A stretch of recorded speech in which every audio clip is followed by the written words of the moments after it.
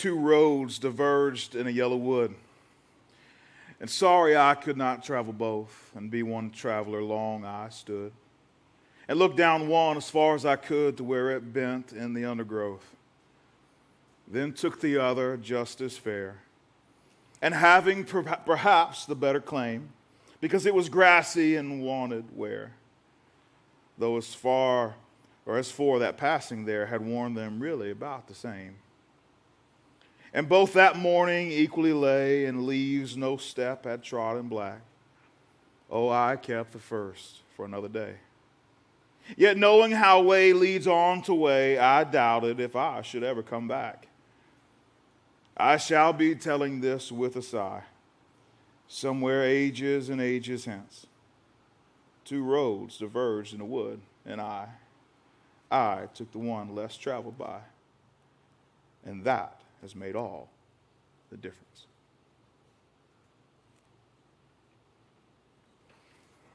We have a tendency to take the words of Jesus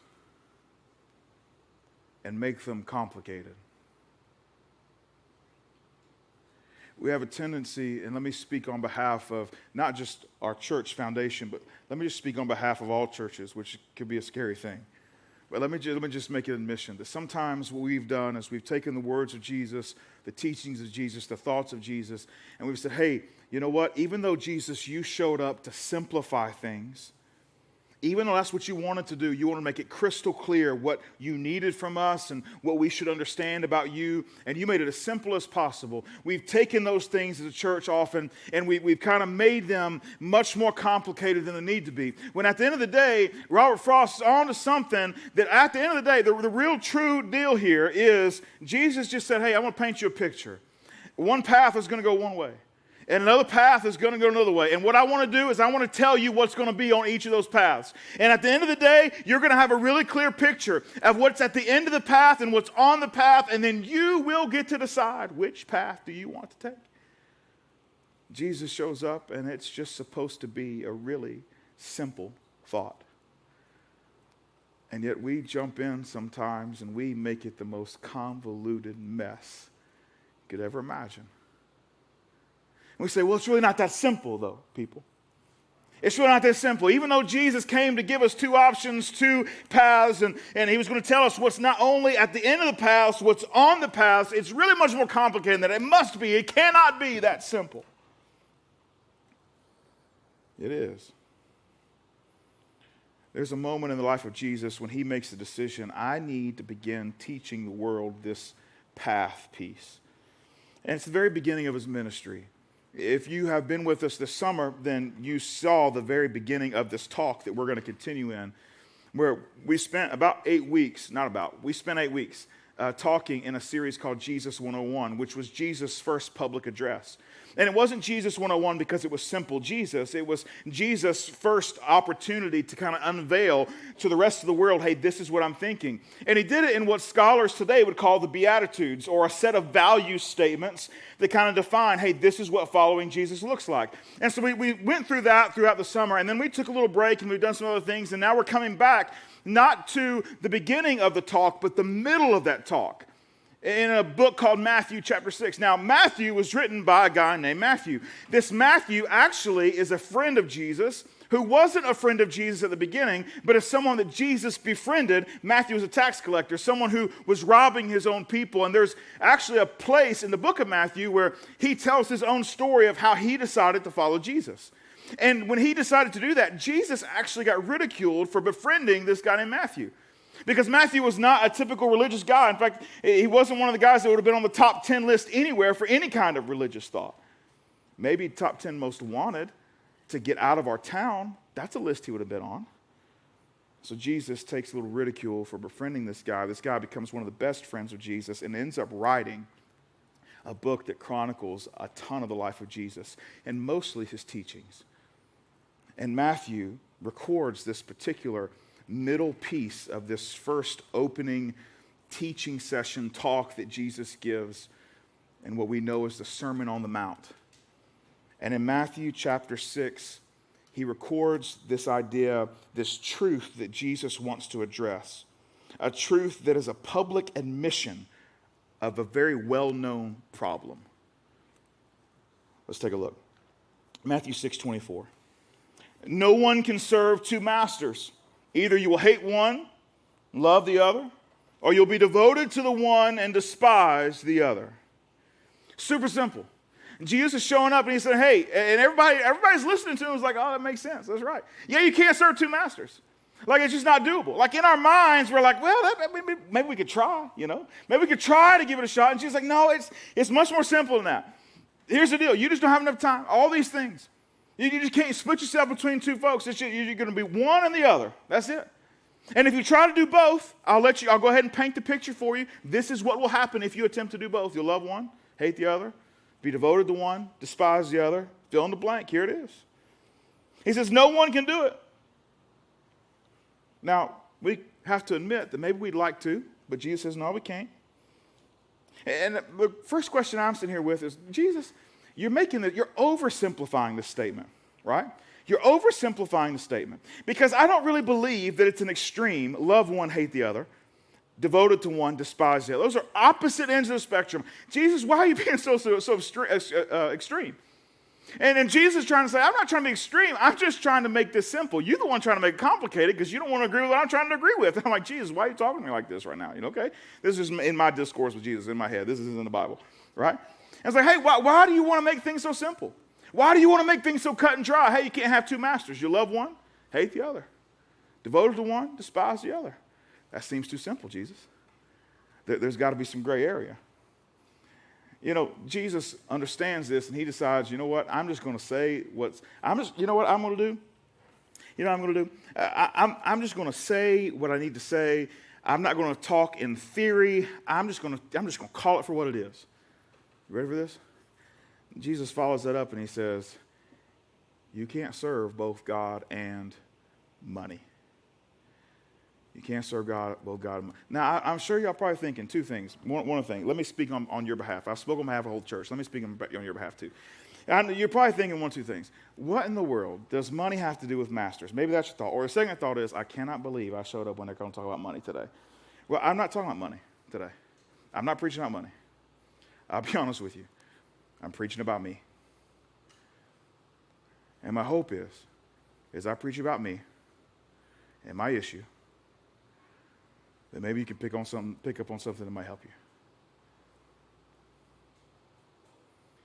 Jesus says you can't serve two masters. You can't serve both God and money. Now, when we kind of look at this for a second, this problem he wants to address, this money issue, though the issue isn't really money. It's bigger than that. But to be honest, it's also much simpler than that. Man, can we get any more complex? I'm already doing it. This is what Matthew says. We're going to dig into this and let's see where we land. Matthew 6:19-20. Do not store up for yourselves treasures on earth, where moths and vermin destroy. I don't know about y'all. When I hear the word vermin, y'all told me at 9 o'clock. I forgot his name already. Foghorn Leghorn. Y'all hear vermin? When you hear vermin, you know what I'm talking about? Anybody else in here? When you hear vermin, you're like, vermin? That wasn't a very good one. Anybody else? Foghorn? Okay, never mind. That's fine. Y'all don't watch cartoons. You're wholesome children. Your parents were great. That's fine. Whatever. Oh, okay. Good, sinner. I'm just kidding. I'm kidding. I have no idea who said that, but I'm someone pretty offended. I was kidding. Anyway, let me go back to read the Bible. Do not store up for yourselves treasures on earth, where moths and vermin destroy, and where thieves break in and steal. But store up for yourselves treasures in heaven, where moths and vermin do not destroy, and where thieves do not break in and steal. And so Jesus says, here's the deal. I'm going to explain this to you. I'm going to simplify it even more. Here's the deal. You can put your treasure in one of two places. You can put it on earth right now, and you can have it right now, and this is good. There's a problem with that, though. There's a really good chance it's going to get ruined, or somebody's going to take it from you. It's going to get stolen. It's going to get debowed. You know what I'm talking about? Y'all familiar with that character? It's going to take it from you. Or your other option is you can put treasure in heaven, right? And the problem with it is it's not now, right? Store for yourselves treasures in heaven. That's a not now type thing. So you can choose. two roads diverge in a Yellowwood, and you can choose and at the end of it, there's some treasure now you can use in the walking. It's some trail mix you can snack on, or you can choose for treasure at the end. That's what you're trying to choose between. Now, when you hear that, and I begin to think about it, it's like, now hold on one second, because I like to study the Bible, right? And I think there's probably some of you in here like, man, I like to study the Bible. And immediately I'm thinking, this is contradictory. This doesn't make any sense. Because immediately, maybe this, where a couple of you were, there's this place where one of the wisest men to ever live, his name was Solomon, he wrote a book about wisdom, and it had all these wisdom sayings, and it's in the Bible, called Proverbs. And in Proverbs 13:22, it says this: a good man leaves an inheritance for his children's children. And I'm sitting there thinking, hold on one second now. Now, how can it be a good thing for a good man to leave an inheritance for children's children, yet you're telling me that I have to choose between treasure now or treasure later? If I choose treasure later, how can I have an inheritance for my children's children? Is the Bible not telling the truth? Are we having one of them problems where the Old Testament says one thing and Jesus says another? Is that what's happening here? What about the well-off individuals that financed the ministry of Jesus? Were they wrong? Is money bad? Well, it depends. It depends. But it doesn't depend on the money. It depends on you. It depends on me. You see, we want it to be about the money, though. We actually would prefer that Jesus say money's bad. And then it's easy. Then it's like, you know what? Here's the deal. Money's bad, but Jesus, here's the thing. I got to have money to survive in this world. So I'm going to make the best of it. I'm going to make the best of it. I'm going to make that bad money work for me, because then it's the money's issue. It's not our issue, right? But Jesus makes it crystal clear. Hey, I'm going to simplify this thing for you. Here's the deal. Money, when we really want to get down and talk about it, money can't be bad because money's inanimate. You know what makes money bad? You. Me. We're the ones that make money bad. We're the ones that turn it into something that shouldn't be turned into. You see, we are not the victim of money, but we sure might be its accomplice. Can money change a person? You know what I'm talking about. Y'all watch them y'all watch them shows when you win the lottery? You know what I'm talking about? Y'all watch some shows when you win the lottery? I'm the only one that binge watches those things. If I'm going through Facebook and someone says, hey, I won $10 million, let me show you, I'm like, ooh, because I play that game with my wife sometimes. So like, man, if we won the lottery, what's the first thing we would buy? You know what I'm saying? Like, what would we do with the lottery? Now, in my mind, I got a couple things. There's this bat that I've been looking at, signed by Ted Williams. Oh my goodness gracious, $1,800. Let me have that bat. I'm gonna hang that bat on the. You know what I'm talking about? Anybody? Greatest hitter ever? Okay, it's fine. It's a baseball thing. Never mind. But there's a list of things that I would buy if I had $10 million. Ted Williams' bat would be one of those things, along with a lot of other things, right? And we play that game. I don't know if you've ever played the lottery. I found out this thing, and people looked at me like I lost my mind earlier. Like either I'm supposed to know this or I don't know. Back when, it was about a year ago, maybe 2 years ago, when there was the lottery was up for like $200 billion or something like that. Remember, it was just crazy. Like everybody's going to play the lottery. In my mind, I was like, this is the best time for me to play. When everyone in the world's playing, my chances are great. And so I went in to go buy a lottery ticket. And so I went up there, and I don't know, are y'all nervous when you go buy a lottery ticket? Like you don't know what to do? Like you're not really sure what to ask for? You know what I'm saying? Like you walk up there like, hey, I need to win $1 billion. Tell me what I need to do. You know what I'm saying? And so I told her, I got some numbers. I'm going to pick some lucky numbers. And I pulled out my card to hand. She's like, hey, you can't pay with a card. I don't know if that's just the gas station I went to, but that's what they told me. So you got to pay with this for cash. And I'm like, cash? Who has cash anymore? What is this? Hold on, let me go get some pennies out of my little ashtray that there's no ashes in it. You know what I'm saying? Like, and he pulled some out of there. I didn't have enough. You know what I'm saying? So I didn't win. Or we wouldn't be in this gym. You know what I'm saying? That's it.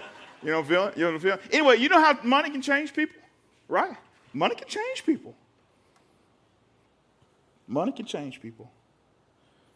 Or does money just magnify what was too small to be seen without it?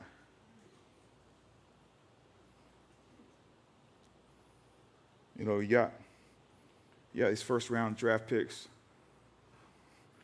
that blow it all, and they come back, and they're teaching other first-round draft picks, hey, nobody told me this when I first got my first big paycheck. And I lost everything I had, so I'm here to tell you, don't make the same mistakes I do, right?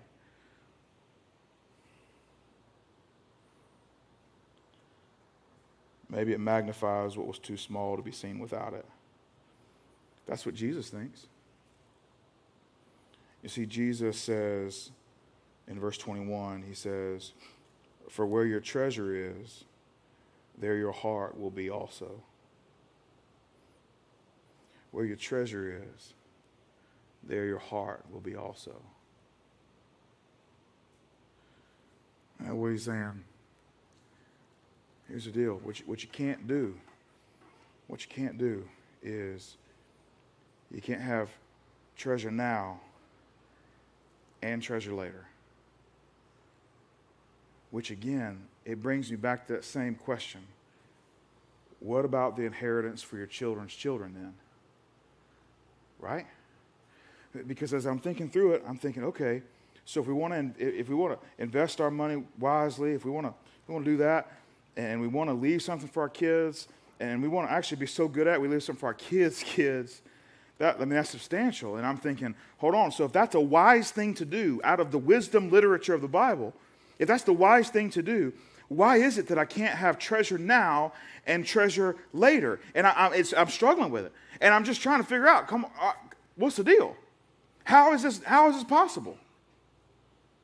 Why is it? Why? And Jesus, this is what I'm saying, Jesus. You try to make it so simple, but it's much more complicated than that. Because what am I going to do? What am I going to do? Am I just not going to work for anything? Am I just not going to get a paycheck? Is that what I'm supposed to do?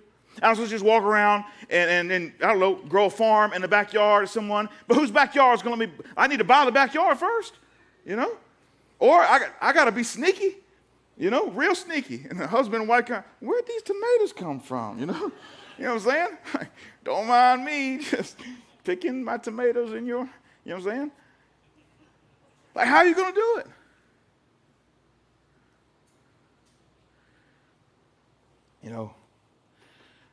I think the key, and this is the thing, is we want to make it complicated, but Jesus is saying it's simple.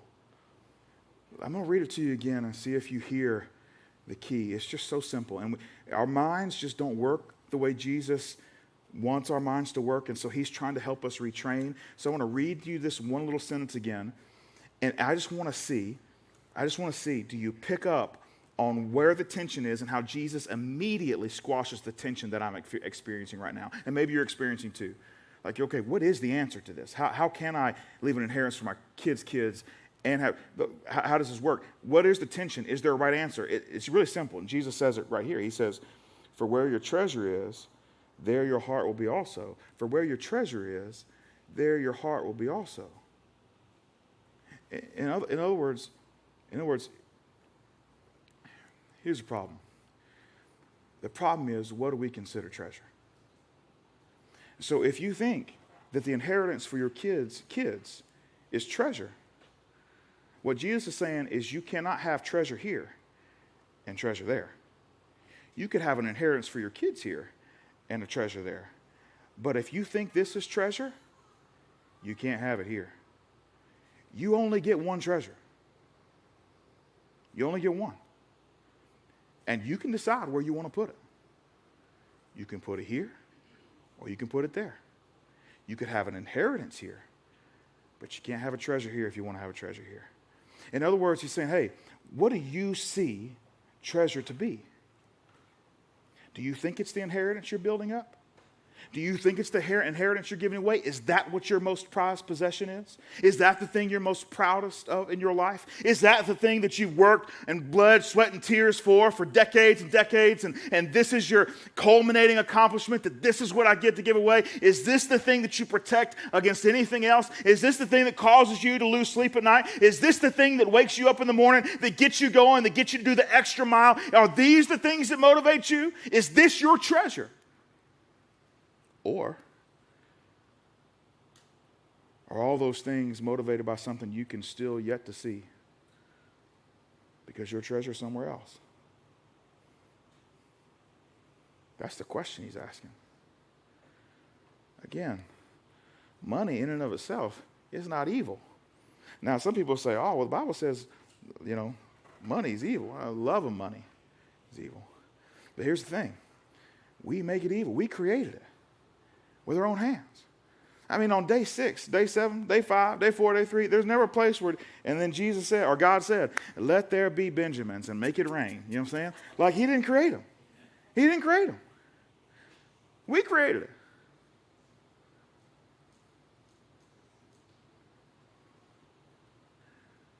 He says, hey, don't attach your heart to something you created with your own hands. Don't attach your heart to something that you printed out of a machine, that you stamped out in a mint. Don't attach your heart to that. You know, I want to make sure we're practical about this, because I think sometimes you can have a talk about this and it's just super theoretical and like, okay, that's right. You can't serve God and money. Okay, that's fine. But I want to give you some practical questions for you to kind of internalize just for a second. Really, they're statements. The first 2 are statements, and I got some questions at the end that I want you to think through. So let me give you a statement, and then this is going to tell you if money is an issue for you, right? If money's one of those treasure things, this is going to tell you if currently in the season of life you're in, that yeah, this is a thing for me, right? Now here's the deal. If you answer yes, oh, that's me. It's great. I mean, honestly, to be honest with you, this is a place where you want to figure out, hey, what are the issues that I've got? And then is there anything you can actually do about it, right? Like it's a good thing. So don't be ashamed or embarrassed because we're about to raise our hands and you tell us what you're saying. I'm just kidding, we're not doing that. But you're just going to, in your mind, right, in your mind, I just want you to hear, you know what? And if you want to have a conversation, man, I'd love to have a conversation with you about it. In fact, there are multiple folks here that have got a really great handle on the difference between treasure and inheritance that would love to have a conversation with you about it and how to make sure the two are completely different things. And honestly, that you could lose one and still be completely satisfied with your life, right? So here's the first one. You ready? Here we go. Money is a problem for you when having it causes you the same anxiety as not having it caused you. Money is a problem with you if having it causes you the same anxiety that not having it caused you. In other words, I don't have it, so how do I get it? And now it's causing me anxiety, right? I think we've all been there. Paycheck to paycheck. We're a little short. How are we going to do rent next month? How am I going to do this? How am I going to pay this bill? Man, I got to go do something, right? There's some anxiety there. And then when we get it and we start to store it away, all of a sudden we're still just as anxious because we're like, oh man, the stock market fell. Oh my goodness, I just lost. Woo! Did you see how much I just lost? Good, great. And you're up all night worrying about it. And all of a sudden, you've got plenty, but you are worried to death you're going to lose it all. You're just as worried as a person who ain't got nothing, who wants something, everything, right? And if that's you, then you know where your treasure is. You know where your treasure is. Because Jesus, or God specifically, says, hey, I'm going to self-identify as your provider, which means if it plummets, right, and we've been there, unless you're like 12 years old and under, then you were there when it plummeted, right? And it just went, poof. Then God says, hey, I know it doesn't, I'm gonna fill in the gap in a different way than you anticipated. You didn't see this coming, but I did. And I see what's coming next because I'm already there. And so I have a plan for your provision if you're interested in taking up my plan for your provision.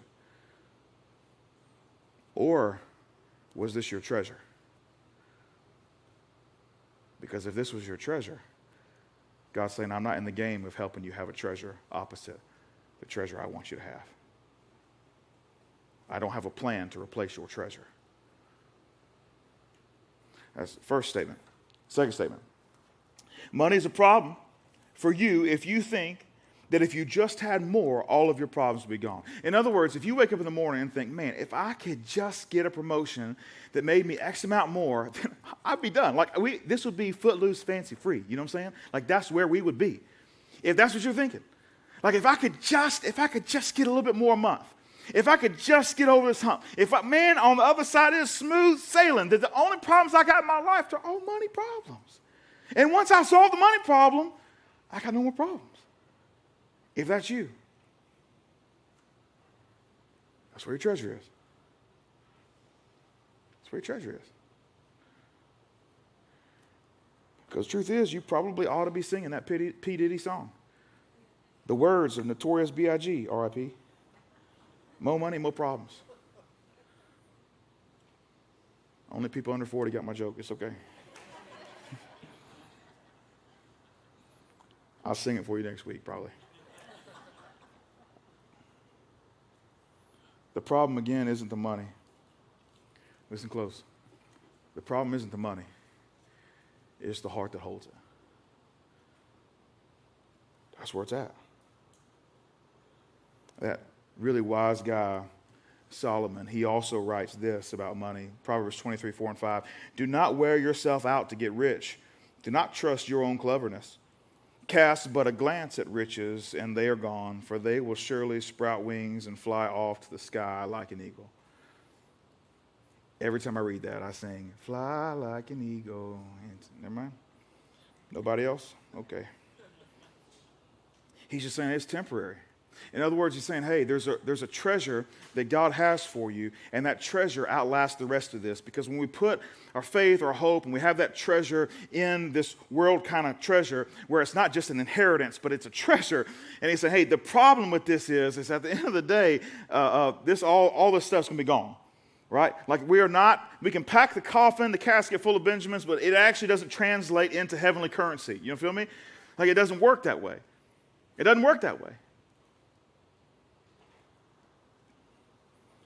But the real question, and I think this will help us all, because as I mentioned before, he wants to talk about money, but it's much bigger than money. And I want to ask the question. Why is Jesus so concerned about money?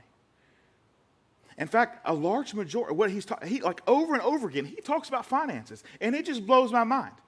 It blows my mind. It's like, man, of all the sin stuff you could talk about Jesus, and you want to talk about somebody's checkbook. Like, are you kidding me? Y'all even have checkbooks anymore? You know what I'm talking about? You want to talk about somebody's bank account. Like, of all the things, and you keep revisiting this over and over again in your ministry. Why is that? Well, I'll tell you, the secret's in 6:22 and 23. It says, the eye is the lamp of the body. If your eyes are healthy, your whole body will be full of light. But if your eyes are unhealthy, your whole body will be full of darkness. If then the light within you is darkness, how great is that darkness? Which I'm sure you're like, that didn't say anything about money, Clint. They had to talk about eyes, darkness, lights, and lamps, you know? Go with me on a little journey. I'm going to connect some dots. Ready? Why is God and money in such opposition? Two reasons. And we're going to wrap this up. The first one is because both God and money establish worth. Listen to that again. Because both God and money establish worth. In other words, God takes a look at our condition as a people, and he said, you know what? They've got a sin issue, and they can't solve it themselves. And so I'm going to solve it for them because they're worth it. And not only are they worth it, they're worth like everything I got, to be honest with you. I created the world and to put them in it for them to enjoy. In fact, I even said, hey, go enjoy it, be fruitful, multiply. All these things, these are for you, he said. And then the sin condition entered into the world, and it created this tension, this problem, this separation. And God said, you know, I got to do something about it because they can't do it for themselves. And so what's the most valuable thing I have? I have Jesus, my son. I'm going to send him because you're worth it, and you're worth it, and you're worth it, and all of you are worth it, right? And every single one of you are worth it. It's not like, on the other hand, if we take money's thing and we were to say, hey, everybody bring your W-2s next week, and I were to take a look at them, I would rank them in order of whose W-2's bigger. Unless some of you got businesses and you don't get a W-2, you get another whatever that thing is, and we put that on top too, right? And so all of a sudden, then your worth is different. And so some of you got big old numbers on there, and some of you got tiny numbers. And so some of you are worth more than others. And that's what money tells you. And God is saying, no. That's not where you get your worth from. I sent Jesus, and equally, all of you are priceless.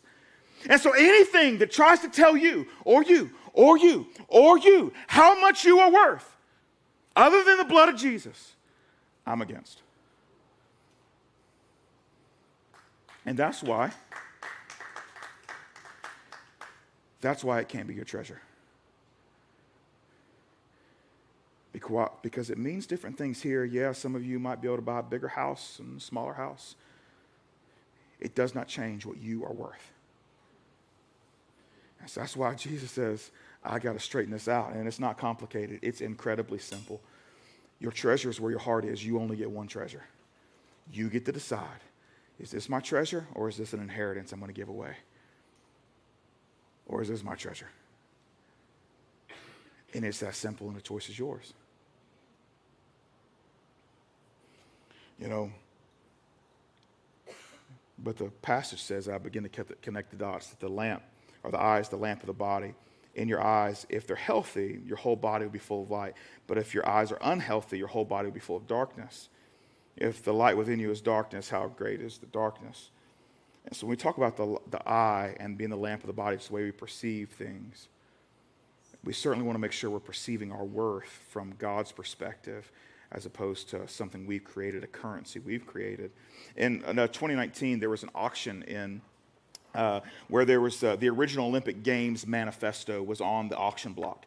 And so this was written by a guy in 1892 by a French aristocrat, Pierre de Coubertin. I don't, yeah. I don't know Coubertins, if you're watching online from France, descendants, probably not, but just in case, I apologize. That's how you say it in Georgia, Coubertin. Anyway, he was at a national athletic event for France, and he had this vision of, hey, I want to reestablish the ancient Olympic Games. And so he gave this huge speech about, hey, I think that at the time, gaming or athletics were military exercises. And so he said, hey, you know what? I want to do a new thing. I want to reinstate the Olympic Games. And in this memoir he put together, this pack of this speech is really what it ended up being, multi-page. He wrote it down and he made this speech. And this was the catalyst for the first Olympic Games that we keep track of in 1896, 4 years later in Athens, right? And so it all happened because this guy gave the speech. He stood up and said, hey, my name's Coubertin, and y'all are going to listen to me, and we're going to run races around in a circle, right? That's what we're going to do. And everybody was like, yes, this is a great idea. And so they're like, hey, it'll bring countries together. It'll give a common ground to everyone, right? Everyone will be on a common ground where, yeah, we're all so different, but we'll come together in one place. And it doesn't have to be all that often. It can be every year. I don't even know the specifics, but he gives all this huge detail. And there's only one copy of this speech that he hand wrote. And up until a couple years ago, no one had seen it. They had seen pictures. It was on display in a museum, but nobody had actually seen the piece of paper. And this person decided, hey, it's time to get rich or die trying or something. I don't know. But he decided, I'm going to put this up for auction. And so he had a bunch of people take a look at it, and they're like, this is incredible. This is incredible. And so he was like, well, how much do you think it's worth? And they're like, a couple $100,000, $400,000. And he was like, yes, let's do it. And then they said, you know what? No, I think this might fetch maybe $700,000 to $1 million. He was pumped. So they started a bidding. 12 folks ended up in a bidding war against one another. It sold for $8.8 million. Now, here's a question. Who decided it was worth $8.8 million? Well, the last guy who made the last bid. Because the way he saw it through his eye, it determined its worth. So when you're asking the question, the eye is the lamp of the body. If your eyes are healthy, your whole body will be full of light. He's saying, hey, if you have the right eyes you're looking at, if you're seeing value and worth properly, then you're not going to get in a bidding war for something somebody thought was $700,000 to $1 million. You're not going to have an overestimate. You're not going to be wrong in the way you perceive what something's supposed to be. It's saying, hey, the way that you see the world matters. The way that you envision your world that you've constructed, it matters. And are you looking at it from a Jesus perspective or a perspective you kind of added and tweaked and kind of made your own? Jesus is saying, in other words, what I want to do is I want to uncomplicate the issue for you. I really want you to just see it's just two roads, and they're going to diverge. And I'm going to tell you what's on both when it comes to money and your treasure. And I'm going to tell you what's at the end of both. And then I just want you to decide. I want you to be well-informed so that you can choose. And I want it to be simple. I want you to understand the simplicity of what I'm talking about. Because at the end of the day, no matter what anyone else tells you, I promise you, I made you. I knit you together in your mother's womb. I was a part of your creation. And I'm telling you, the way you're wired, you can only have one treasure. You can only serve one master. If you try to do both, the way I made you is you'll love one, hate the other. You'll be devoted to one, You despise the other. Not because you don't want to love both, but because I made it to where you can't. One scholar put it this way, and we'll put the quote on the screen for you. To be focused on treasures in heaven is to pursue those goals and activities that have eternal significance and that have a relationship to God as the ultimate concern. Since one's treasure is indicative of a person's loyalty and inner commitment, one's ultimate pursuit and interest provide a window to the true self, your heart. You see, the reason that God and money are in such opposition is, number one, because both God and money establish worth. And the way you see worth and the way you interpret worth, he wants it to be his way of interpreting the world because he made it. Not some phony version. Not a rose-colored glasses made by the hands of men. The second reason that God and money are in opposition is because both God and money require loyalty. Another scholar put it this way. Since both God and the pursuit of this world's resources make absolute demands, the commitment to the one necessarily means the diminishing of the other. He said, hey, if you go after one, you can't go after the other. If you try to put treasure in both places, your heart was only made to follow one treasure. You've got to see money for what it is. In other words, you've got to make a declaration. You have to make a decision. You have to say out loud, here's the deal.